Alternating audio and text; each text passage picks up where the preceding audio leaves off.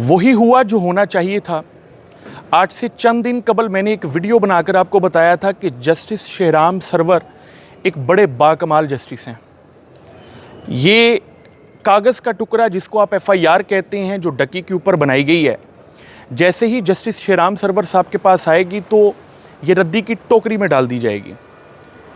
आज यही हुआ। ठीक 11 बजे सुबह जस्टिस शेहराम सरवर साहब के पास एक ज़मानत का केस आता है सादुर्रहमान बनाम सरकार। जस्टिस साहब पटिशनर साइड से यानी साद के वकील से कुछ भी नहीं पूछते, सिर्फ पूछते हैं रिस्पोंडेंट साइड से, तफ्तीशी से पूछते हैं कि बताओ जो सेक्शन 13 लगाई है इसकी सज़ा टोटल कितनी है। वो बताता है 3 साल। बताओ ये जो सेक्शन 14 लगाई है इसकी सज़ा कितनी है। वो बताता है 2 साल। वो कहते हैं बताओ सेक्शन 249A लगाई है इसकी सज़ा कितनी है। वो कहते हैं जी 6 माह। सेक्शन 25 की सज़ा कितनी है। यूँ करते करते उन्होंने तमाम सेक्शंस का पोस्टमार्टम कर दिया और 11 बजे ये केस शुरू हुआ।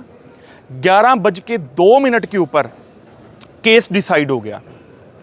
रिस्पोंडेंट साइड से सरकार की तरफ से ये कहा गया कि डकी ने करोड़ों रुपए की गैम्बलिंग की है और करोड़ों रुपए की रिकवरी हुई है। जस्टिस साहब ने कहा कि मुझे ये ना बताओ कितने की रिकवरी हुई, मुझे सिर्फ ये बताओ कि सज़ा कितनी है, कुल कितने अरसे से जेल में हैं। उन्होंने बताया कि जनाब 17 अगस्त से जेल में हैं, 100 दिन हो गए, बेल अलाउड, 1 मिलियन 1 श्योरिटी। आज अंदाज़ा हो गया कि जब बेल ज़मानत किसी बाकमाल जज के पास आती है, किसी इंटेलिजेंट जज के पास आती है, तो उस FIR के अंदर जितनी मर्जी रिकवरी डाल दी जाए, जितनी मर्जी रिकवरी प्लांट कर दी जाए, ऑनरेबल कोर्ट्स उस केस को बहुत अच्छे तरीके से समझते हुए रिलीफ देती है। यही हुआ। डकी के साथ ज़मानत मंजूर हो गई है।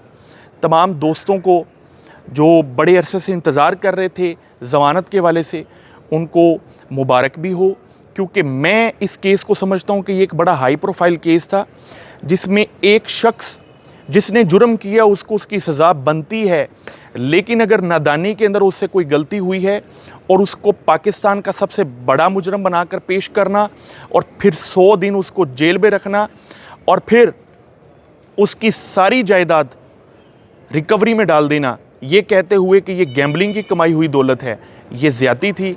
अल्लाह आप सबको अपने हिफ्ज़-ओ-मान में रखे। मक्का फ़ाते अमल हो चुका है। डकी जल्द आपके साथ होगा। सलामत रहिए।